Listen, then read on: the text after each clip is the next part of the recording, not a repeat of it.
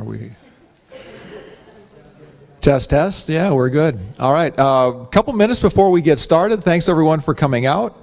And if our panelists could make their way up to the front table, that would be fantastic. And everybody else coming on in, feel free to have a chair, and we'll get started in just a moment. Thanks again for coming out tonight.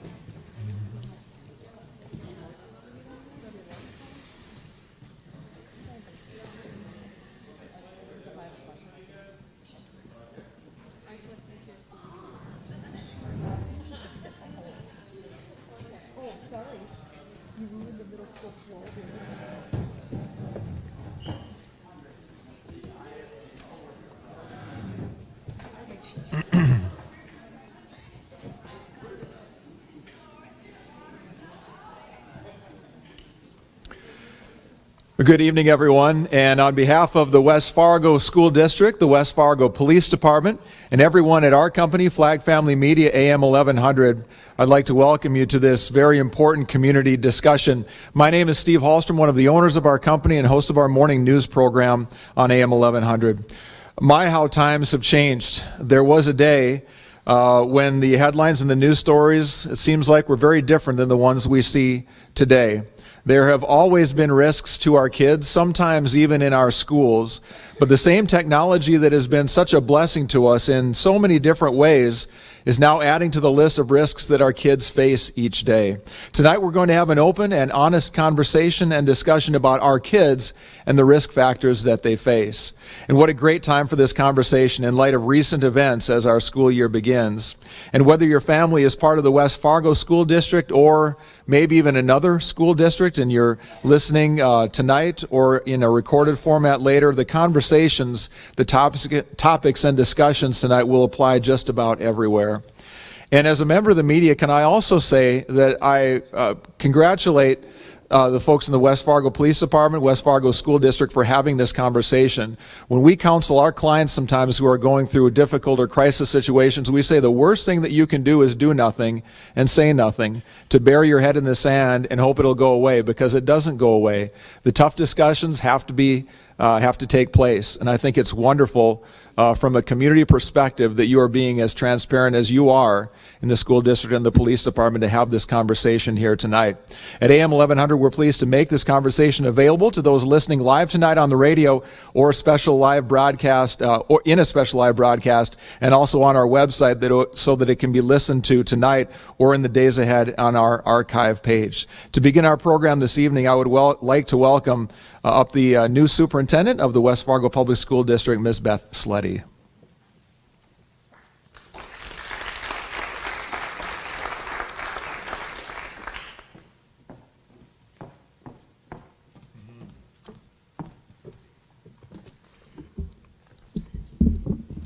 Thank you, Steve, and thank you all for being here today. Welcome to Liberty Middle School and to the first forum ever here at Liberty Middle School, setting the stage for student success in 2018-2019. My name is Beth Sleddy, and I am the superintendent for West Fargo Public Schools, a school district that is growing with 11,081 students to date and still growing strong. I'd like to first quickly acknowledge who we have here in our audience tonight. I won't make you stand up, but if I could have Dr. Burgad, our secondary assistant superintendent, give us a wave, or you could stand up if you wanted. And then Dr. Rachel Agri, our assistant superintendent for elementary, is here with us. And then I was just wondering, how many here tonight, by show of hands, are district administrators? So we've got a lot. Thank you for coming out on your evening. And how many folks here are district staff members? How many are parents here tonight, here to learn more? That's awesome. That's who we really are hoping could make it here tonight. How many are community members, maybe community supports? And then, do we have any students in the audience? Good job. Thank you for coming out. So I want to thank all of you for being here, and I want to thank 1100 The Flag for moderating, promoting, and supporting our event. I appreciate their help in trying to solve problems in our community and help bring people together and to make our community stronger. Tonight's conversation might be tough to hear. It might make us a little uncomfortable. I know that it makes me extremely uncomfortable. But I believe that when we talk openly and honestly about the dangers that are infiltrating our homes and schools and restaurants, it doesn't take a break on the bus, in the car, or even on vacation. The dangers I'm speaking of tonight are social media. On July 12th, the West Fargo Police Department contacted me and met with our administrative team to tell us that we had a 7th grade teacher at Liberty Middle School that was being investigated for sex-related crimes with minors, including exchanging illicit photos and videos with students and having sexual contact with students. This teacher pleaded guilty to 1 count of gross sexual imposition, 1 count of sexual assault, and 4 counts of luring minors by a computer. To be clear, I will not brush this under the rug or avoid the conversation, even though it's tempting. I am not going to pretend that it didn't happen, because it did, and it was very, very, very, very, very, very bad. Our district has to own this sadness. As a district, our team has met the last few months, and we've talked about how could this have been prevented? What did we miss? What more could we do to make sure that this never happens again? We clearly knew that this teacher was unprofessional and used poor judgment, but why was it inconceivable in our minds that she could be a sexual predator? Was it because she was a woman, or a teacher, or a wife, or a parent? Or was it because we are so out of touch that we don't even know what a predator in 2018 looks like? Our district needs to prevent this from ever happening again, but we need to do this by bringing the conversation forward. During the 2017-18 school year, all middle school students at Cheney Middle School and Liberty Middle School participated in several opportunities to prevent situations like I just described. School resource officers, school counselors, rape and abuse counselors, and our juvenile court officer all met with students throughout the year, all of the students, to talk about the dangers of social media, drugs, and alcohol, and ways to stay mentally healthy and physically healthy.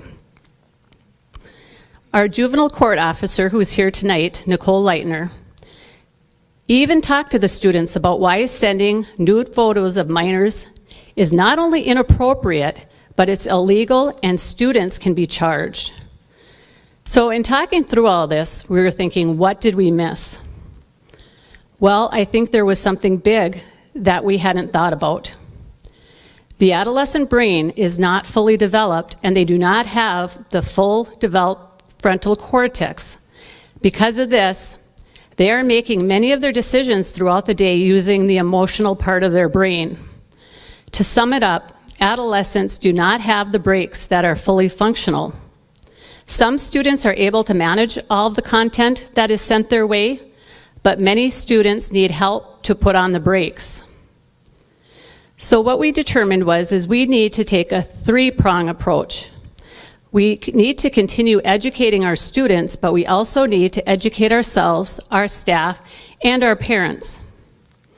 Our staff, and when I say staff, I mean all staff, administrators, teachers, paraprofessionals, bus drivers, food service, any of our specialists, all need to fully understand that we have a staff-student relations policy, and following this policy is not optional.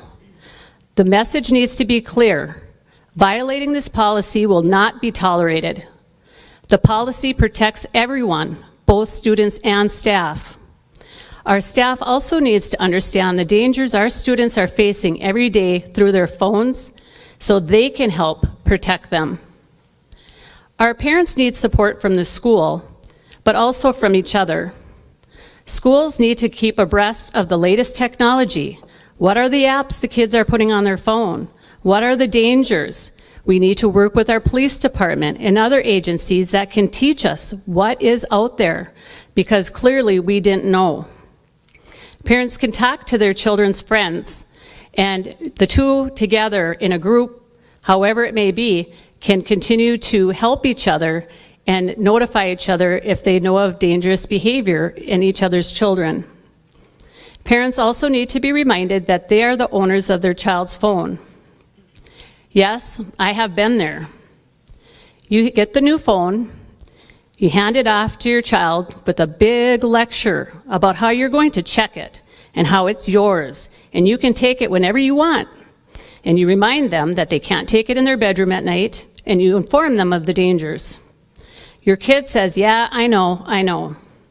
But over time, we get busy. We slack off. We trust our kids. We kind of forget. No news is good news, right? We haven't heard anything, so they must just be fine. We forget that even good, trusting, honest, moral children are sometimes prey to the dangers of social media, drugs, and alcohol. So that is why we're here tonight. I am far from the expert, and what I've learned the last few months scared me enough to say we need to bring people together. Tonight, I want to thank the West Fargo Police Department, who have partnered with us to bring this to you, and all of our panelists who bravely are coming forward, even students, and I'm going to let them introduce themselves, but they've all been invited because they have shared with me something that I did not know, that I thought you would want to know. So without further ado, I'm going to introduce Chief Yankee. He is the chief of the West Fargo Police and has been a supporter of our schools. He takes our calls. He sets up meetings with us and keeps us informed, along with his entire department, with the support of our school resource officers. And I cannot imagine it being in this position without the support that I've had from the West Fargo Police. So let's give Chief Yankee a round of applause.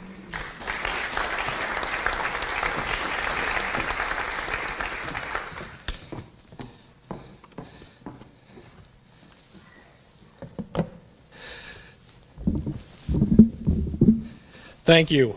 First, I want to say thank you to the parents who are in attendance tonight. This is meant for you and for this educational awareness, and it means a lot to see so many parents that are out there. I want to thank Superintendent Sleddy for her leadership.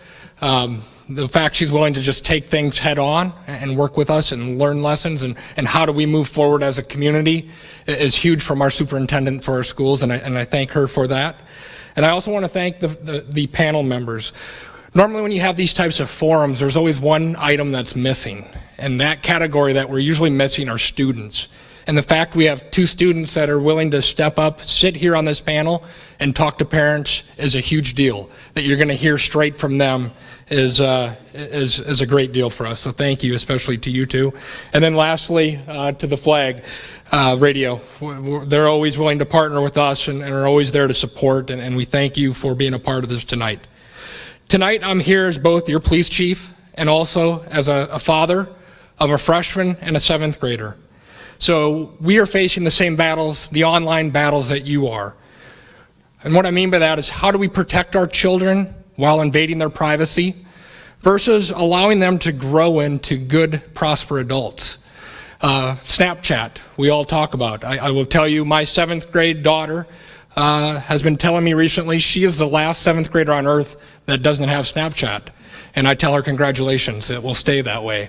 But I'm here not just as a chief with a badge on, but as a father that has a kid at West Fargo High and at Cheney Middle School dealing with these issues every day. It's the first week of school, day 2. Our only worries should be whether the lock got unlocked at the lockers, whether our kids made it through lunch line, and how they got to and from school. Those should really be, in a perfect world, the minor worries that we have as parents. Unfortunately, that's not the case. That's not the reality that is out there. The online threats that our children face are real, they are scary, and it is something that needs to be taken serious. Social media apps can be used to bully kids to the point where they've committed suicide. Social media apps are used to create child pornography that are sent among thousands of people. If you think about it, you take one picture, you save it, and you send it to one person, you've lost full control of that. And now it can be shared and viewed among thousands and thousands of people, which also leads to a term called sextortion. Once you send that first picture, and if you do it to the wrong predator, now they want money to keep it from going public or ask you to produce more pictures to keep it from going public. While those situations are absolutely horrible, I'm going to leave those topics to our panel of experts tonight. During my short time, I want to talk about the predators that are out there looking for a way to exploit our children. They are everywhere, and it's a scary thing. I want to illustrate this by talking about some of my previous employment as an FBI agent. I had done a long-term, did human trafficking, mainly adults and foreign victims for years and years and years. And in 2015, I also was given the chance to manage and supervise the Child Exploitation Task Force, thinking that it wouldn't be that much different than what I had already done. And when I took that task force over, what I found out is we had hundreds of cases open on child pornography offenders. Not 100, not 200, hundreds of individuals that were producing child pornography, that were distributing it, or just possessing it, along with sex trafficking that were going on amongst our adults and travelers that would come in. It was eye-opening, shocking of how many predators are out there trying to take advantage and exploit our children every day. It's something that I've never gotten over, and why this is so important to me, because I had incredible people that did this every day and dealt with that evil that are trying to take care of our kids. And I just wanted to highlight a couple of the last cases I had before leaving the FBI and coming here about the dangers that are out there. The dangers necessarily can be West Fargo residents, but more than likely not. We live in a very good place in this country with very low crime rates compared to others. But it doesn't mean that the predators aren't out there and willing to come in. One story started in November of 2016. An 11-year-old in Kansas City began conversating with a man on a Discord app, which was for gaming. Gamers use this as a way to text amongst each other while they're playing. I'm not the expert, I don't understand all the apps, but that's what started, an 11-year-old with an adult with that app. In April of 2017, that 22-year-old drove from Maryland with his brother one night, came to Kansas City, and took the 11-year-old. She went missing. We put an Amber Alert out, and she was found in St. Louis the next morning. They came to Kansas City with not even enough money that they could get a hotel room, to show you how far these predators will go. So they didn't have enough money for a hotel room. They were out in a wooded area behind a store where the Amber Alert eventually caught them. And what had happened is this 11-year-old's innocence was lost out there in those woods. He sexually assaulted her before she was recovered at that point. So that will show you the levels of these predators, that they will come across the United States to take an 11-year-old and to sexually assault them before we were unfortunately able to get her and him recovered. The second one was a Kansas City guy, a 22-year-old that went from Kansas City out to Maryland. Same thing, started online. That's where the recruitment started. Texting, using those different apps to communicate, till he went and traveled all the way to Maryland and took a 16-year-old at that time. Her grandparents found that she was missing, put out an alert. They eventually got to Kansas City and were immediately arrested. But by the time they arrived, again, her innocence had been lost. She had been sexually assaulted numerous times during the trip back to Kansas City. These are the types of predators that I'm talking about that will go anywhere across this country to take one of our kids.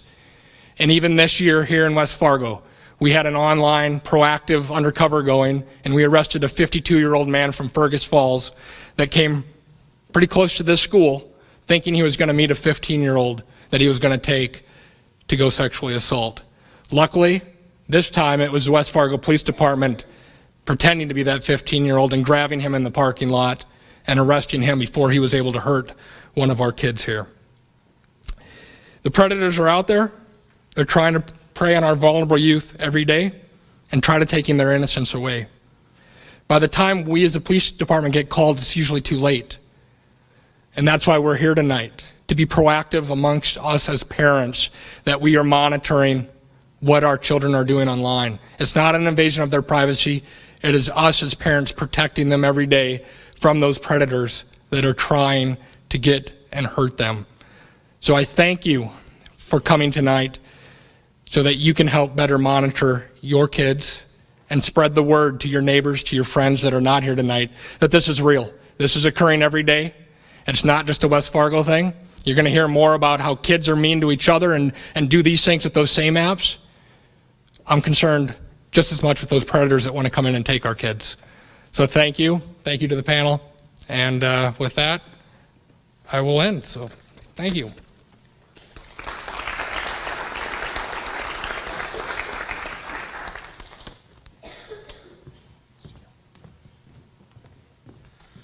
All right, so parents and students especially, this opportunity is for you. We want to hear your questions. This panel would be glad to take your questions and answer them to the best that they can. And so there will be some people walking through tonight to take any questions you have. If you have a way to write those down and pass those to the folks who are kind of walking through tonight, then the questions can be brought up here. While that happens, let's introduce you to our panel of guests that have joined us tonight. Thank you, first of all, everyone, for the time on what's normally a busy night. We'll just kind of start and go down the row. If you please introduce yourself and a little bit about your background and how this particular issue impacts you. My name is Nicole Leitner. I am the juvenile supervisor here at Juvenile Court. I cover Cass, Trail, Steele, Richland, Ransom, Sargent counties. I have worked with the Juvenile Court for 22 years, so I've seen definitely a change in the types of offenses and the social media crisis that we're kind of in right now. So I'm here as a parent also, and a member of this community supporting your children on a daily basis. So I entertain any questions that you might have about juvenile court and what offenses that we receive for that. I am Officer Rhonda Jorgensen. I am with the West Fargo Police Department. I am also the school resource officer here at Liberty Middle School. As the SRO here at Liberty, I did spend the last 5 years at Cheyenne.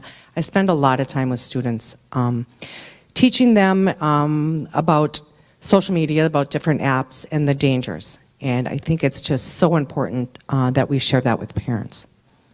So I'm here to inform you. The two students that I have to my left did help me create this top 10 app that I hope you find very helpful. And we will be available afterwards if you do have just some one-on-one questions.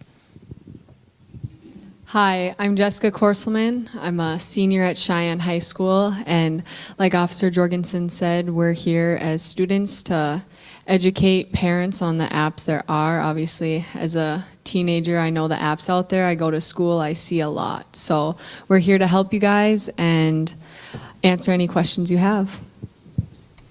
My name is Jacob Anderson. I am a student at Cheyenne High School as well.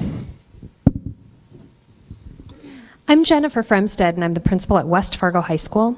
And I, along with everyone here tonight, is concerned about what we see in our building, but more importantly, what we don't. Often our response is reactive, and so tonight is the first step in being very proactive. It's my hope that by the end of the evening you realize that there's a partnership between our parents and our community and administration, teachers, SROs, and school counselors. We provide more than the implementation of policy. The single most important thing that any school does is they address the health and safety of our kids. The moment we do that, we know that our students will learn.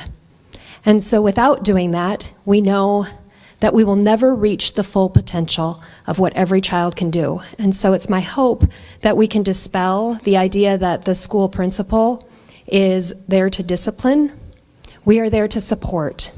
And we are there to provide a resource for families who have questions about how we look at our child's phone, what questions we should be asking our students. And if you don't have the capacity to do it, ask for help, because that's why we're here. Hi, I am Jennifer Bobe. I'm here as a parent and the project manager of Prevent Child Abuse North Dakota. Thank you for having me. All right, and so Heather and Stephanie are available and kind of walking through. If you have a question, please let them know. They've got pens and paper and can give you that so you can write down your question. And then ladies, feel free just to bring them right up here, and we'll ask those questions on behalf of the folks who have turned out tonight. Again, thank you for coming out. Panelists, very much appreciate your time as well. Jessica, I'd like to start with you because like the chief said, it's an honor to have you and Jacob as students. Thank you for coming tonight. Not easy to do with all these old people here, so thanks for doing that. What's the most surprising or shocking thing that you have seen circulating the hallways at the school that you go to? I guess the most shocking thing is in hallways now, there is nobody that will look up. Everyone walks down with their head and they're on their phone. You are in between class, kids are on their phone. Do I know what each student is doing? No, I don't have time to ask each student what they're doing on their phone and whatnot, but each student is on their personal device. You don't hardly see a student that's not doing something on their phone. Jacob, how about you? What's the most surprising thing that you've seen? Maybe someone's shown you something that they've seen that was sent to them, or somebody's said something that really has surprised you?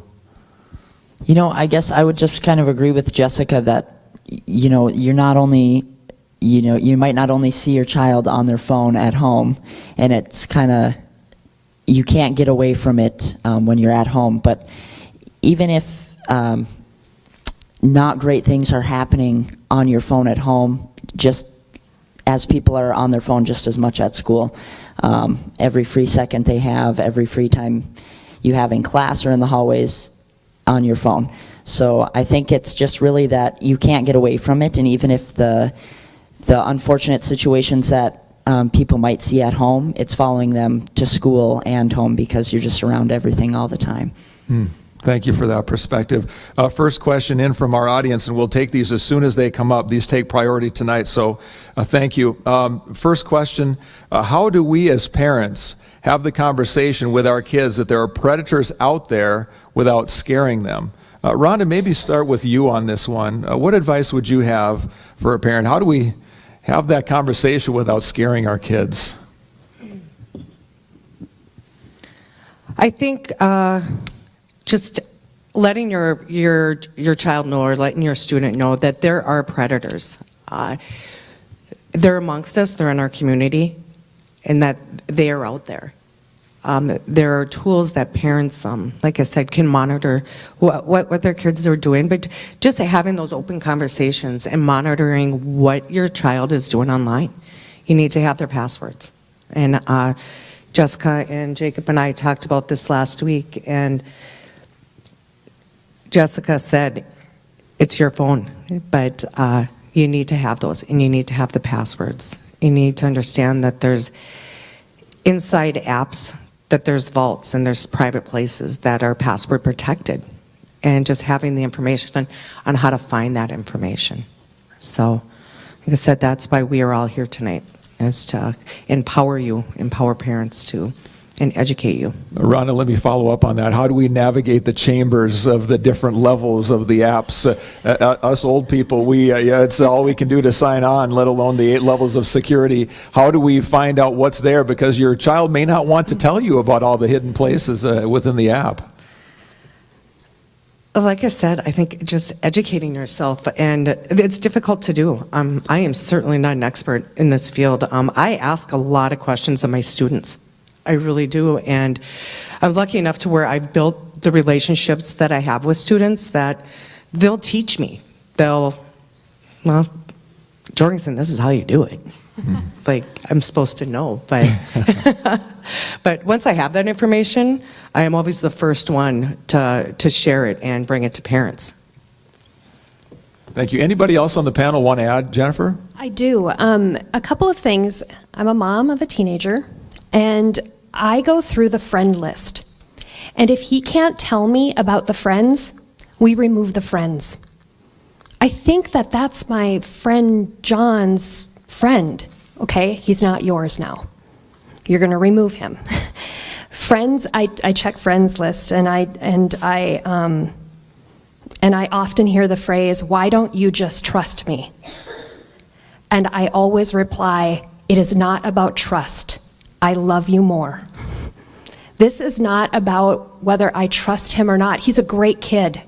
He does not have the capacity to understand if he's being lured, if they're being honest and truthful. And so I have to be that filter, and I have to teach him how to become that filter. And part of that is just really checking those friends' names. If he can't describe who they are and where they're from, they're not your friend. And I make it very clear. The other thing is, as a parent, I Google it. If there's an app that I don't know about, I Google it, and I find YouTube videos that walk me through what it is, and I ask Alexa if she can tell me if there's hidden passwords or codes, and I try to be incredibly cautious. Not overly worried about his choices, but when he asks me questions, I want to be knowledgeable. And so I really work hard at making sure that he knows it comes from a place of care and concern and not mistrust or a place where I feel like I'm taking away his independence. It really is a genuine care and concern for his health and safety. And as much as it bothers him, I hope that he will appreciate it. Jacob, how do we as parents have that conversation with our students? It's not easy to say what Jennifer just said so well. Can you write that down and share note cards with all of us, because that sounded really good. But how do we as parents have that conversation? Pardon? It's all part of the principal thing. Yeah, right. I feel horrible for my kid. Yeah. So Jacob, tell us, how do we as parents start that conversation if we haven't had it with you? What do we say to you to let you know that we care about you more than anything else, and that's why we want to ask these questions? I think that, like Superintendent Sleddy said, the school district does a good job of having resources come into the school and talk to the students about this already at the school.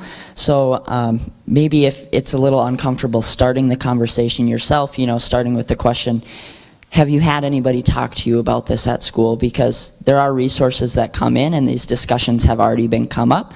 So if it's more comfortable to have them kind of start the conversation about what these discussions have taught them at school already, then you don't it's kind of the student leading the conversation of information that's already been presented to them, and then stuff that you can reiterate instead of throwing, I guess, your thoughts in straight ahead. Thanks. Jessica, anything you want to add to that, or are we doing okay? I also think it comes down to, as a parent, if you cannot say to your child, I pay your phone bill, can I please see your phone? And if they resist, that's the minute that you take that phone, and you have a lot of checking to do, and you need to be looking at your resources. Because if your student can't openly have the conversation with you, then that's when the action needs to be taken, that something's going on that you don't know about. All right. Well, we're going to say Jessica told us that we could do this, son. So don't go saying that. I don't need students coming after me. Next question coming in here tonight. Nicole, we'll direct this one to you. What are the legal ramifications of sexting, and what are the charges that students can be at risk for if they're sending or receiving these kind of photos? There's actually probably 3 charges that fall under where adolescents and kids can be charged. Juvenile court jurisdiction starts at the age of 7, and we can accept charges all the way up through 17 and 364 days. So if these activities happen prior to that, they fall under juvenile court jurisdiction. If somebody takes a photo of their own new body and sends it, they've distributed child pornography, even though it's their own body. It can be be charged out as possession of child pornography. It can be charged as possession of certain materials prohibited. It can be charged as using a minor in a sexual performance. They range from an A misdemeanor level offense to, a Class B felony level offense. Juvenile court's purpose is to not charge out these kids, not to punish them and bring them into the system and be like, you're a convicted felon now, or even adjudicated delinquent. It's about education. And so when we get these police reports, we have multiple ways of how we can work with the youth and give them the education that's needed. Our purpose is to stop the behavior, to protect them. When I met with all of the middle school students, usually how these things begin is a boyfriend-girlfriend type situation in a relationship. And so I opened my presentation with, how many of you ever dated somebody and you were gonna love them forever and you're still with them? Not many raised their hands. But that's how these things start. They get distributed and they go further in regards to that. We don't have a lot of juveniles who are actively pursuing what we would call the predator type situation, but we do have the retaliatory sextortion stuff going on that the chief did mention. We will have students who will, in retaliation, make public websites on Instagram, post these photos, and so that's just, middle school and high school are tough enough for these kids, so when those things happen. But yes, it is illegal. It is illegal for kids to share photos of one another. It's illegal for them to distribute those. Sounds like something we'd be watching on a soap opera at noon, not having happen at noon in the school hallway, but so it is. Jennifer Bobe, a question here, and maybe we'll send this your way. What are some of the common denominators of perpetrators of childhood sexual abuse? Are there characteristics that parents should be aware of? Unfortunately, there's no typical offender. I think what we unfortunately need to start doing as parents is not looking for monsters, but to spend more time trying to eliminate as much opportunity as possible for your children to be alone, one-on-one, unsupervised with adults. And beyond that, the other things as parents, this is not a kid issue. This is a grown person issue. So to protect our kids, we need to use the right terminology for your bodies, allow them to develop their own boundaries and stick with them and stand up with them. Those are consistent with offenders, is they do cross the boundaries. They do allow and let that child get really close to them. 90% are individuals you trust and even sometimes love. And that number should scare us all. Not where you look at everyone as a perpetrator, but just you're aware of who your kid is with. Very good. Next question coming in from our audience tonight. Liberty changes their phone policy. Why can't the high school do the same? No phones during the day. Jennifer Fremstead, maybe we'll send that your direction. What is the policies and how do they change, and should there be more done there? I think instead of focusing on not using it, I don't know how many of you can't walk away from your phone. My phone tells me what meetings I'm going to, it tells me where my kids are, it tells me this is an important piece for me, and I would assume it's an important piece for our students as well. I think we do have a responsibility to teach the appropriate use of this, but it's also a learning tool. I can't tell you the number of times I ask Google. I search the internet. I look for answers. It is a learning tool. And at the high school level, we can do assessments, quick little quizzes, right on our phones, and we can see the data up on our boards immediately. This is a really powerful learning device when used appropriately. I think that if we can just be clear that our students are not walking the hallways doing illegal things on their phones all the time. We have great kids who use these appropriately every day. To eliminate those opportunities for really great kids is punitive. We're not there to punish kids. We are there to teach kids. And so we need to be very intentional when we're using our devices in school to make sure that we discuss appropriate use, that we openly and candidly set limits and guidelines in our classroom. We have classrooms where you walk in and it goes in a bucket and you don't touch it until you walk out. But to say that we shouldn't have access from 7:45 to 3:35 really eliminates a very powerful learning tool. And I'm not sure that, that's something that we want. But what is the policy, West Fargo High, Cheyenne, Liberty? Can you speak to that, Jennifer? I can speak to what we do at West Fargo. Each classroom teacher, just depending on what they use their devices for, some teachers say, not in my classroom. Don't bring it in. I don't want to see it. It won't be used here. But in other classrooms, it becomes a great way to take a quiz.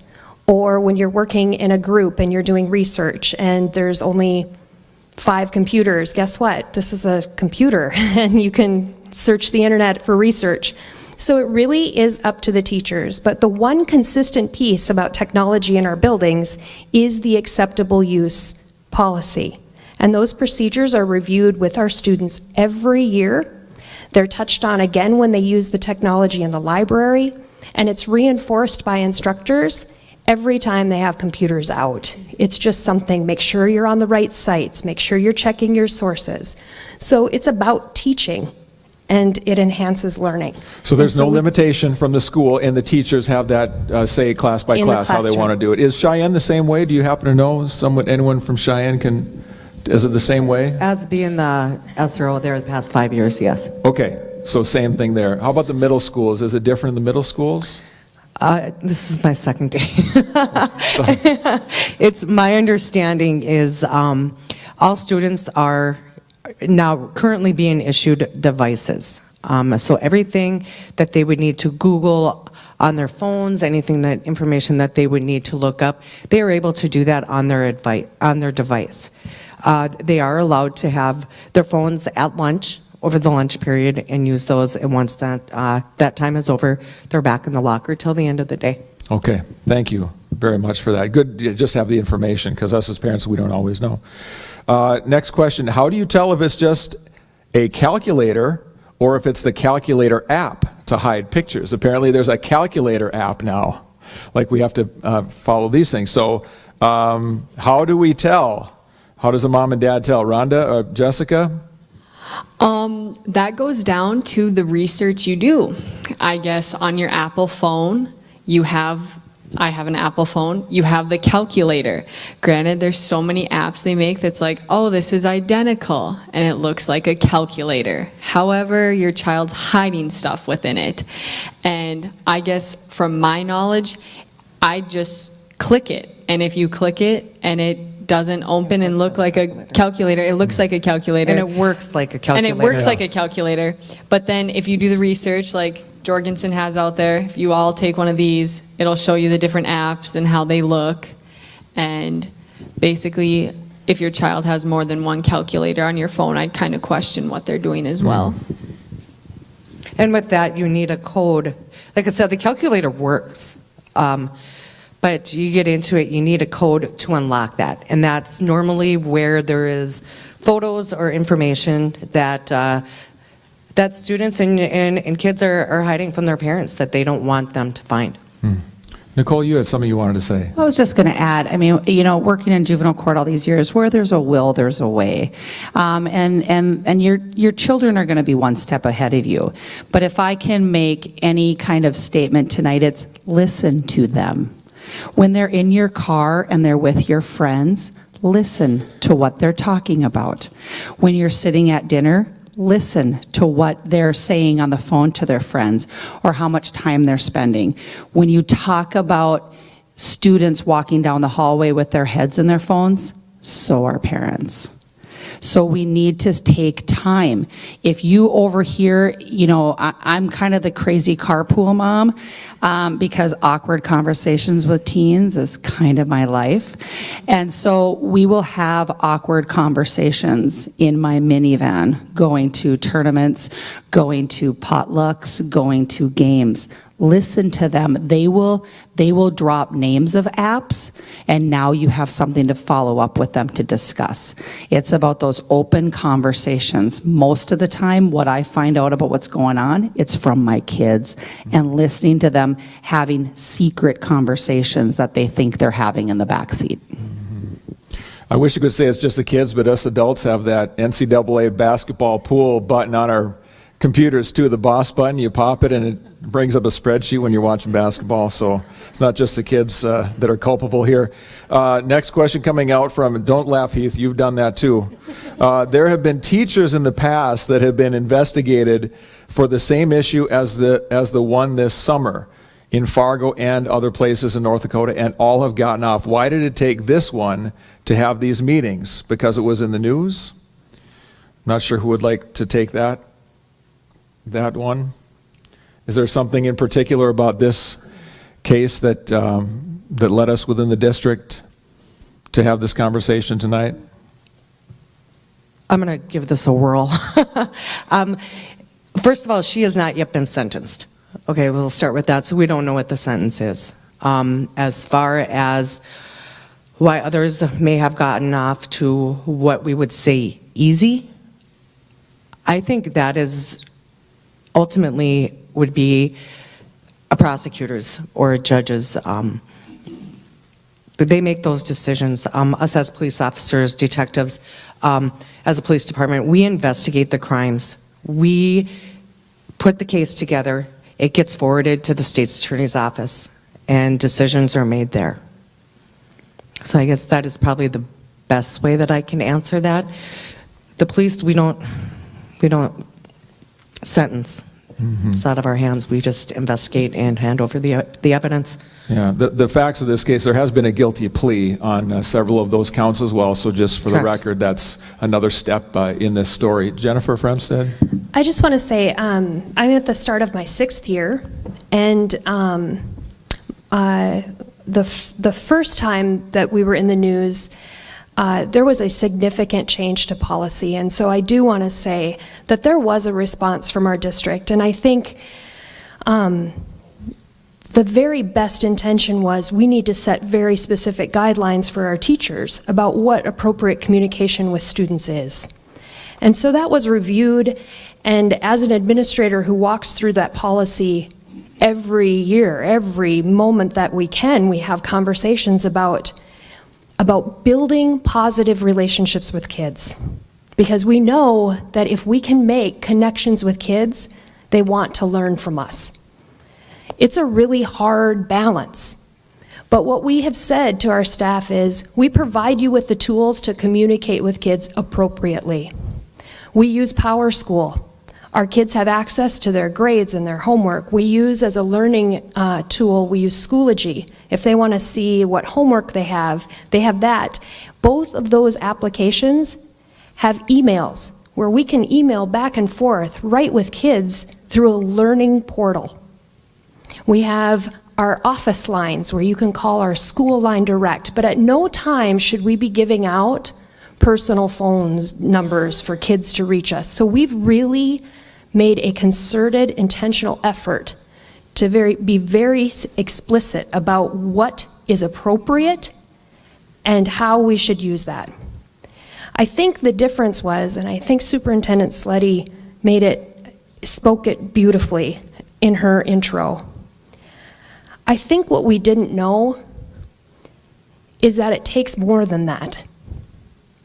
That we're the sadness that we feel is that we're having to respond.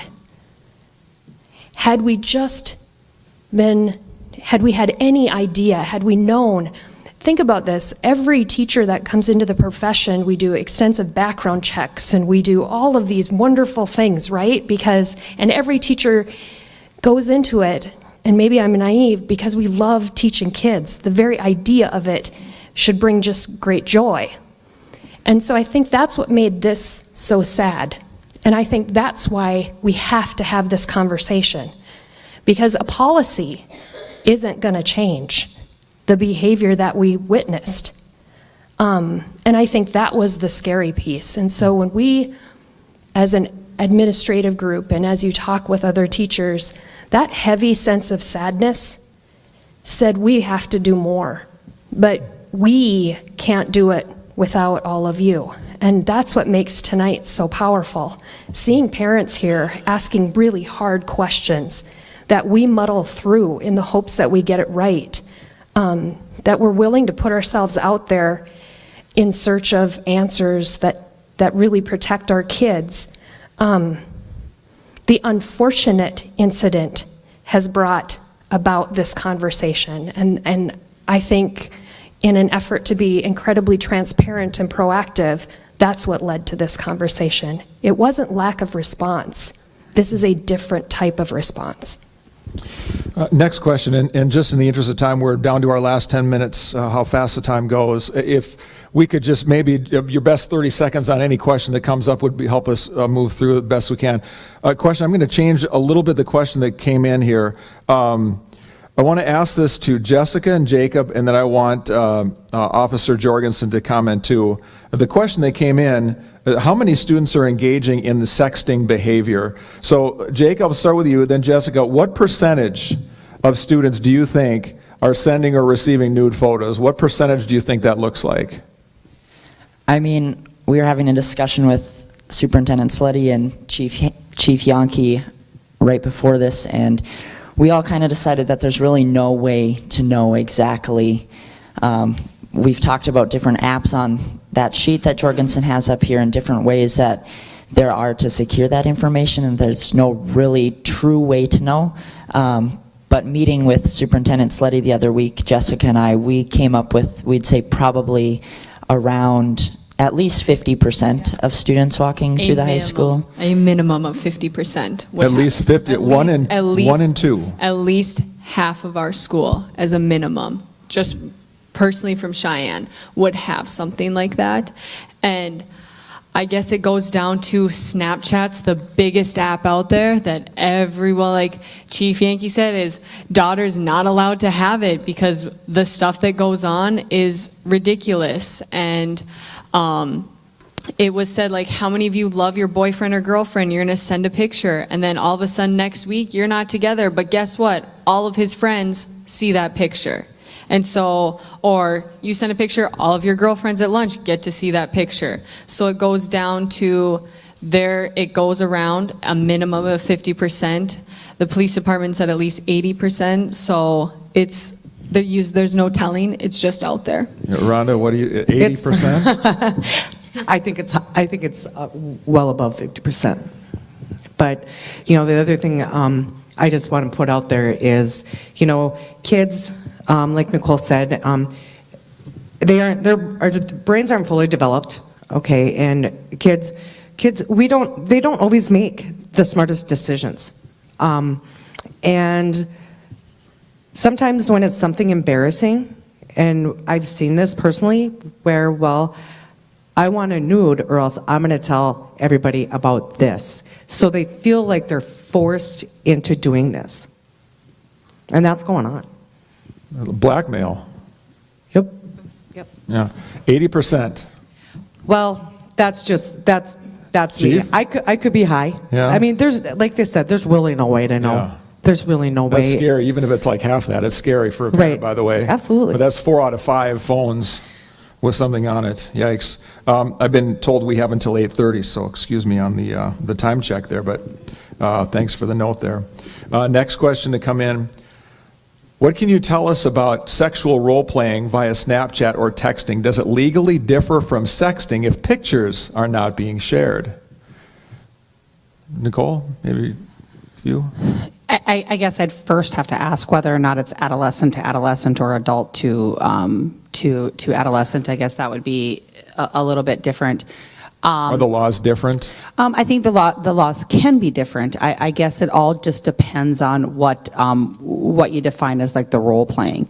If there is some asks for certain acts to occur, for them to possibly see it, to video it, then obviously then we're dealing into the world of child pornography. If it's just talking and there's no discussions of meeting, I'm not so sure that it falls into the world of criminal activity. However, there's always the catch-all law, we always call it disorderly conduct, engaging in behavior that's harassing, annoying, or alarming. And so if it's alarming to one of the individuals about what's being talked about, it could fall under that. So I guess without knowing specifically what the nature of the conversation would be, but could it fall under a legal problem? Absolutely. Rhonda, anything you want to add to that? About legal ramifications, text versus pictures? No, I think Nicole, she pretty much, she nailed that. Okay, good. All right, next question. I know this forum is just a start, but as fast as technology is expanding, how can we as lay people be anything but reactionary on this and many concerns on the many concerns of the internet? I think the question is, how do we get ahead of this instead of just being a reactionary with the technology as fast as it's growing? Anyone want to take a run at that? One of the things as a parent that I do, and again, where there's a will, there's a way. But and this kind of, bothers my own phone a little bit, but as a parent, you have to be willing to suffer a little bit for the benefit of your children. We all share an Apple ID. They download an app, the app comes on my phone. So I also have that app. Most apps, in order to even open up an Apple ID, you have to have an email, you have to have it tied to a credit card, you have to have those types of things. Where there's a will, there's a way, obviously, but it's just being proactive. When you're always talking about like stepping ahead, when we talk about Snapchat, I'll just walk into my kids' rooms and grab their phone and say, let's open them. Let's open them. So they randomly know. And sometimes it's a prevention thing. It's not an I got you thing. If your kids know you're going to check and you're going to snoop through it and you're going to educate yourself, the goal is that they don't do it. I think that is ultimately all of our goals. It's not the can I catch my kid doing something wrong. It's can I prevent them from wanting to do something wrong, and being very proactive in that discussion. So educating yourself, using the terminology, because if they think you know and they think you might find it, they might not do it in the first place. As a teenager, I'm 17, I'm going to be 18. I am a senior in high school. I go to college next year. Guess what I have on my phone? Life 360. My parents track everywhere I go. If they see me at school, I forget to send a text. They go right on there, I'm at school. I also get to see where they are all the time. They're not at home. Oh, my mom's on an appointment. Oh, my dad's at his office. So as a teenager, it should never leave. When I'm off at college next year, they're still going to have that on me. I'm not going far, I'm going to NDSU, but they still want to know. And I think having that, I honestly love when my parents ask me about my life. As a parent, if I'm hanging out with my friends, my parent walks in, my mom or dad, they start asking my friends about what's going on with their life. Staying connected, like Nicole said, and talking with your kids and finding out what's going on in their lives, I think is the most beneficial thing you can do as a parent. And in this top 10 apps, there we did put information on there that will alert you different apps that your kids are downloading, or just if you know of inappropriate apps, just to block that so they can't even download it. We talked about the calculator app. Can you give us just a handful of some of the other ones that as parents should maybe raise some alarm bells or raise a flag? I'm going to be demoing Snapchat a little bit later for parents to see kind of what that looks like and how you can hide things on Snapchat nowadays. There's Instagram, there's Facebook. I mean, kids are out there. Those wouldn't be the biggest things. A calculator, I would say, any type of vault that they have, a photo vault. There's Finstagrams, which are probably the worst thing out there, I think, for bullying.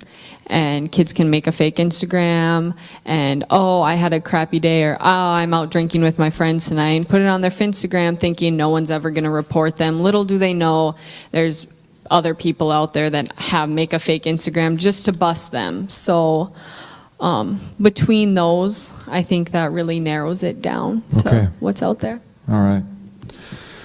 Are there apps that can be downloaded without a password?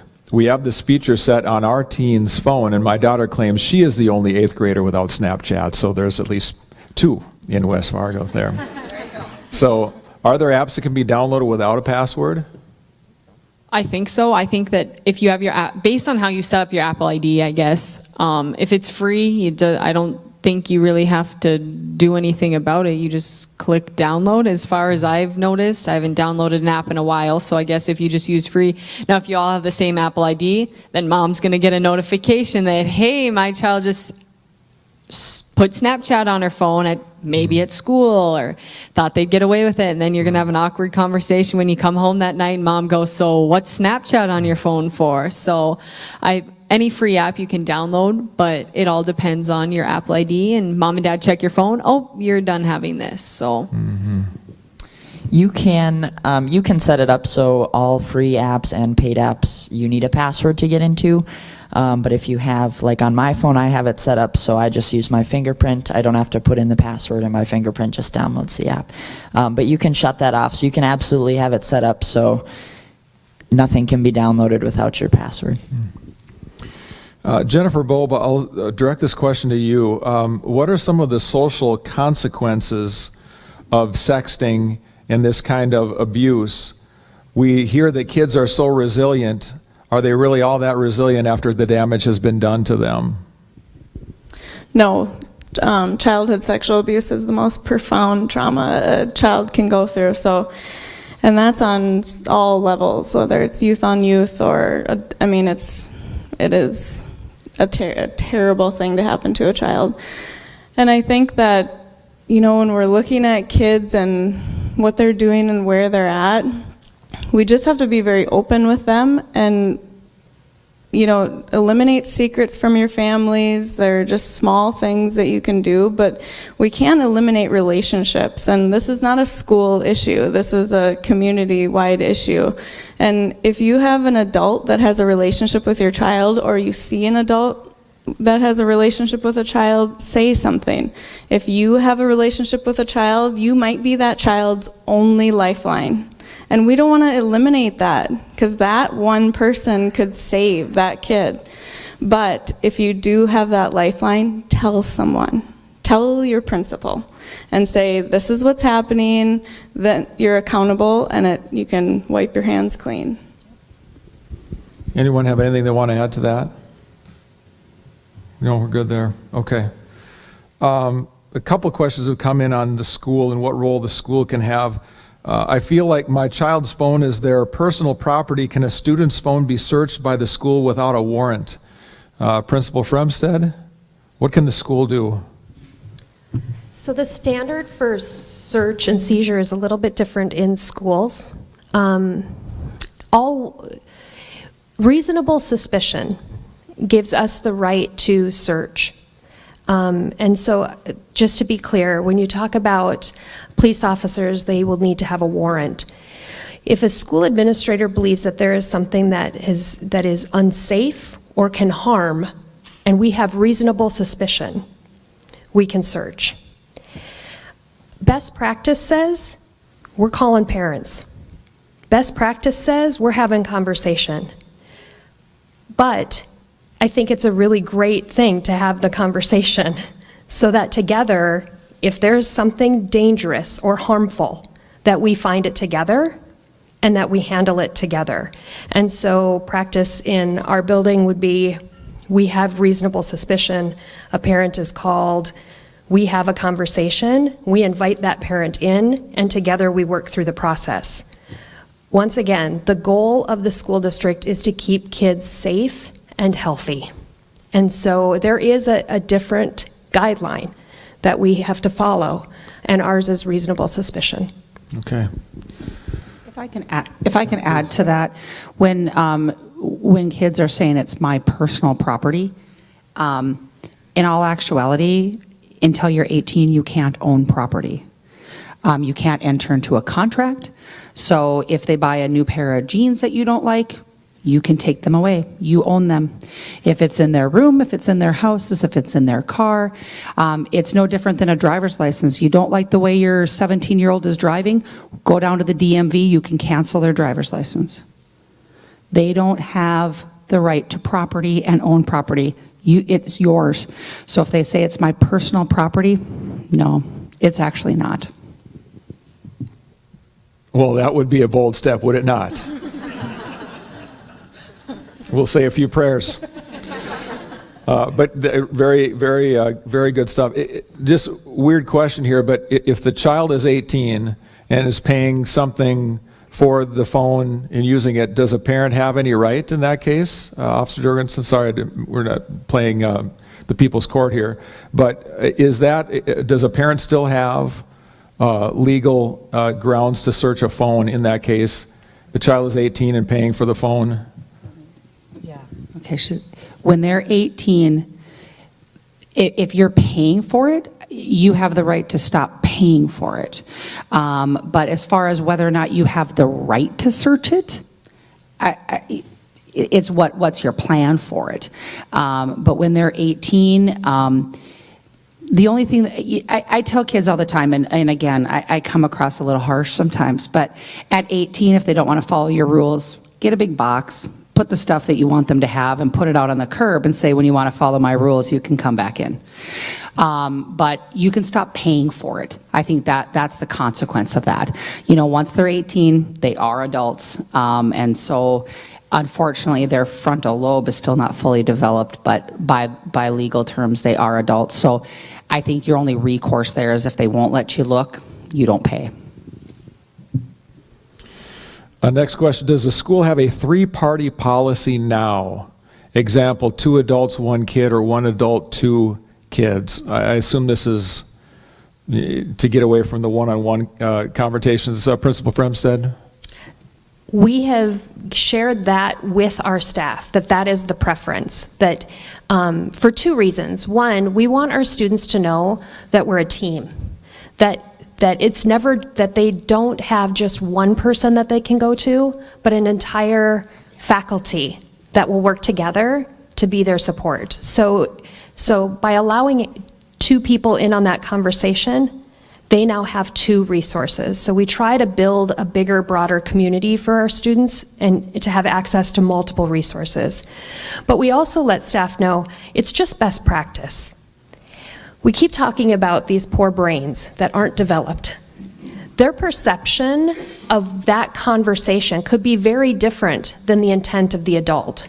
And so by having 2 people in that conversation, you now have a better idea of what was actually said. So if we say best practice, you shouldn't be meeting with students alone. Our counselors are available, our administrators are available, and it should never be happening outside contract time. We shouldn't be meeting alone with kids when there's no school in session. Like, it's just inappropriate. And so we want to instill in our students that there's a bigger, broader community of resources for them. And so we try to have more than a single teacher, principal in a room. And it's just best practice. But I hear you saying it's a preference, but it's not a policy. No, it's not a policy. Okay. That was what the question was, so I just wanted to make sure. And I just want to make sure that I clarify. There are moments when students will meet with counselors individually, and those private conversations should be sacred. I think policy limits what we can provide kids. Best practice is what we need to have conversations about. If we start putting restrictions on, we might not be able to give the students what they need. So what we really need to do is have very explicit conversations with teachers about best practice, building the community, getting resources to kids from multiple avenues, where you don't go to the principal if you're in trouble, you can go to the principal to get answers. You don't go to your counselor just to find out what classes you should take, you can go to your counselor to talk about careers or problems, social emotional problems. You can have a conversation with a teacher and they can take you to the social worker who could take you to, it is a community that is there to provide resources for kids. That's what we want our faculty to know. Okay, thank you. Next question, and by the way, this is the last of the questions that have been submitted, so if you have one, please let us know. If we run out of questions, we're going to all go home, so if you've got anything on your mind, let us know. What information is shared about internet safety at the elementary level versus the junior high?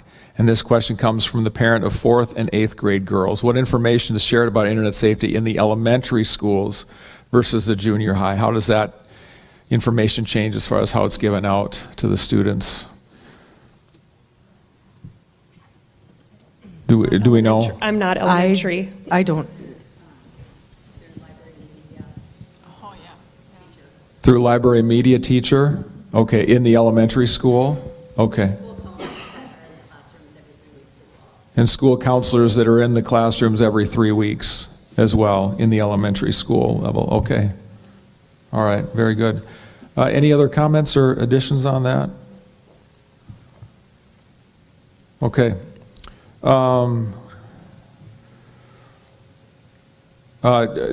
General question here, what can a parent do to prevent their child from using and abusing apps on their phones? Just any good overall advice on apps on their phones. How do we teach our kids to use apps responsibly and use them well without being damaging?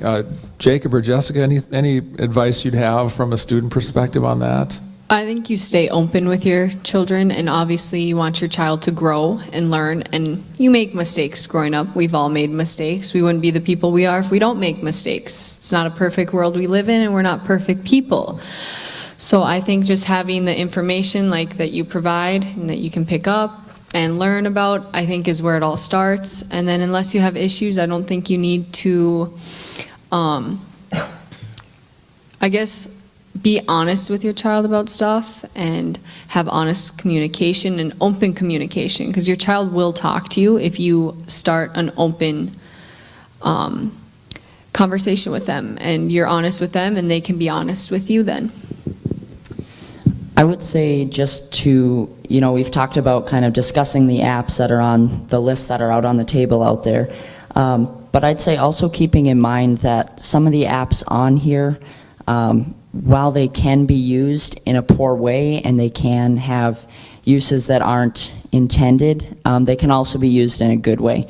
And they're not necessarily there to do bad things, but they can be used to do bad things. So not to, I guess what I would say is not to accuse them of doing something that they're not supposed to just because you see, like for example, Instagram or Snapchat. Like while they can be used in a poor way, a lot of students walking around the halls are also using them in the way that they're intended or in a safe way. Just because your child has Snapchat doesn't mean they're off sending nude photos right now by any means. I have Snapchat, I'm not off doing that. I can say that there's obviously bullying that goes on, but there's also benefits. There's communication that can be brought. In school, all we're trying to do is go to class and build together, be a school, be a team, get along with our teachers, be with our teachers and work together to make a great school year. As the second day of school, that's all we're trying to do right now, is to build relationships and build our community together.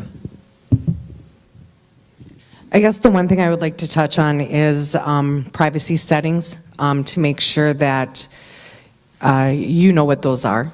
I go into classrooms often, and I tell stories of Facebook. You hit that I agree. Nobody read that 18-page all the rules and regulations. And I explain to kids, they own that. So they can open it at any time. And any picture, any image, any information that you put on these apps, they own. Facebook owns it. Instagram owns it. Snapchat owns it. And if they do something with it, it is very tough to get rid of it. And I also talk to students a lot about physically knowing who your friends are when you're on social media. Once you hit that send button, you lose control of where that might go and where it may end up. Yeah. Panel, it's been a very interesting conversation. Thank you for taking the time. Before we finish up, we'll just go down the road, starting Nicole. Just last thoughts, anything that you want to leave our audience listening radio or here in person tonight with? I just think that everybody should just know that the kids in our community are awesome. I say to people all the time, I don't work with bad kids. I work with kids who maybe made poor choices. But I think most of us adults in the room could probably attest to we might have made some poor choices too when we were a little bit younger. And just understanding that the majority of the decisions that our youth are making are based on emotion. When we talk about the brain develop, their emotions are 3 times greater than ours. We have to be patient. We have to be kind. We have to listen. They're all going to turn out okay. We just need to support them, and we need to not be afraid of them. And we need to realize that they're our future and they're members of our community, whether they're yours, whether they're the neighbors, or whether they're the kid in your back seat you're just giving a ride somewhere. So let's all be kind and compassionate and just love the children that are around us. They're awesome. They're just great human beings. Take the time to get to know your kids and just take the time to just get to know kids in general. A part of the thing, Jessica was going to demo a Snapchat, kind of how to get into that. I'm assuming parents want to see that. Show of hands, maybe? Yes, okay. If we will make sure that there's time at the end. For me, just getting into classrooms, feeding kids information, and teaching them of the dangers out there. And I also think it's my job as the SRO here is information like this. I need to share this with parents. Any information I have, I need to make that available to you, and you have my word that you will get that from me in the newsletter. But we just really want to have a safe and successful school year. As a student, I just want to go to school. I'm a senior this year. I just want to get through and graduate and move on. You know, we all do. Not too fast, though. I'm growing. I learn. I'll make mistakes. Having our SRO, our administration, people in the community to help us only makes this place a better place. It only makes our schools greater. It only makes our schools a better place for your kids to want to go. School's a place that kids should feel like they want to go to school. Your child should not feel like they don't want to go to school because someone's bullying them on a social media app or anything like that. Talk to people. They're there for you. Social media can be a bad thing, but it can be a good thing. Always just have open relationships with your children. Just talk to your children and educate yourself. I would just reiterate things that we've said tonight. Just make sure you have open conversations. Stay in touch with what they're learning in school and what is being talked about in the school about the issues that we've talked about tonight. And just recognizing that, like Dr. Fremstead said, cell phones, they can be used poorly, but if we're all educated on the good uses they have, they can be a powerful tool. So I was asked here as a principal, and I am certain that when I leave here, the parent hat comes on immediately. I've learned a lot, and I appreciate everything that you all have shared. I do just want to reiterate, I am proud to be part of a district that doesn't want to simply respond when we have to, that we take proactive approaches and address really challenging situations that are uncomfortable to talk about. I'm just really proud to be part of a team that's willing to do that and to recognize how important parents and community members and resources are to all of us. I hope that when you all leave, you understand and will take advantage of all of these resources. And if you have questions, the conversations shouldn't end tonight. They should continue. Because I am certain that in the next few days, I will have more questions and I will reach out to someone to get the answers. And so I encourage you to do the same. We're all available and we all want the same thing for our kids. And so please don't let the conversation end when you walk out the door tonight. You know, I grew up in a really, really small town where riding bike on gravel roads was really cool and normal, and I didn't come home till it was dark at night, and everything was fine. And then Jacob Wetterling was taken, and the parents around me totally changed their parenting. It shifted, and we all felt it. and stranger danger was introduced. And unfortunately for all of us, child sexual abuse is now, we know way too much to avoid it. And I'm really hopeful with our community because I feel like the prevention piece has just begun. So this is very hopeful for me. Thank you, panelists. Jessica, you're going to give us a Snapchat for Dummies lesson here. All right, so obviously I'm not going to show you how to send a snap. We're not going to be snapping my friends tonight, but I will show you the one piece that Officer Jorgensen requested. There is an app, so that's Snapchat. I have 21 notifications. So it shows up, obviously, screen, you show up, you send a snap, you click, you send snaps. Oh, so it'd be a picture of us, see, you take, and it goes anywhere. So then you can slide up, and there will be Snapchat memories saved. Obviously, mine are blacked out. We don't get to look through my memories tonight. You can go over and see stories that your children have had. It goes right to their camera roll, and you can see the screenshots they've taken, videos they've taken. Then you go over to My Eyes Only. Bam, it's locked. Your child has anything they want saved from Snapchat, from their memories, is moved. You type in the passcode, and photos that your child wants saved are on there. And that is for their eyes only, as they would call it. It is My Eyes Only. Now, obviously, there could be good things saved. I obviously want to keep the photos of me and the police officers down on the side. I don't need people knowing I'm tight with the law, you know. And so there's also, that could be where photos are kept that could get your child in trouble. However, don't go accusing them right away. I didn't have it set up until Officer Jorgensen asked me about it a couple weeks ago, so I was not even educated on it. So it is something that's out there. Like I said, they just send a picture, they send it, the person opens it, and it disappears. So they say, obviously, Snapchat owns all photos. They could screenshot pictures, and it is kept on that phone and can be put into a vault or into My Eyes Only. So you have to screenshot it to save that, or there's a function, My Eyes Only, that stores it? There's a function. So if I want to go over to my memories and I want to save this, I click on it and I go to My Eyes Only, and you move the photo. So not all photos disappear after 10 seconds? No, not all photos. That's if you save it to your or save it to your memory. So if I want to save this, it's now saved. Yeah.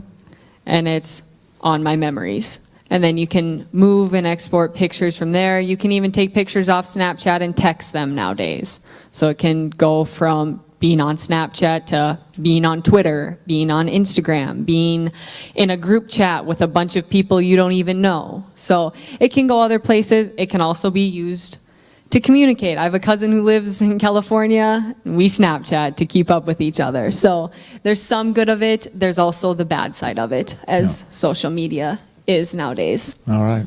Thanks for the tutorial. Yes. Jessica and Jacob did say that afterwards if parents did want to stick around, they just had some questions for them. Because like I said, I am not an expert. I learn from them, and I'm lucky to have that relationship. So they will be available if you would like or have questions. Thank you for having us as students. Sometimes we don't feel like parents get to hear our side of stuff, so I was very appreciative to be on here and be able to share with parents and educate you guys so we can all learn together. All right, panelists, thank you for your time. We know that the days and evenings are busy, so thanks for making time for this. And parents who came out tonight, students who came out tonight, I know that Beth and Heath and everyone at West Fargo PD and the school district wants to say thank you for your interest. And there will likely be some additional meetings coming up down the road that you'll be hearing more about, some additional community forums for you to get inside some of these issues that we come up with during the school year. The panelists, I imagine, would stay for a few minutes to visit with anyone who has questions, as well as Beth and Heath. So thanks everyone for coming out. Appreciate you making time tonight.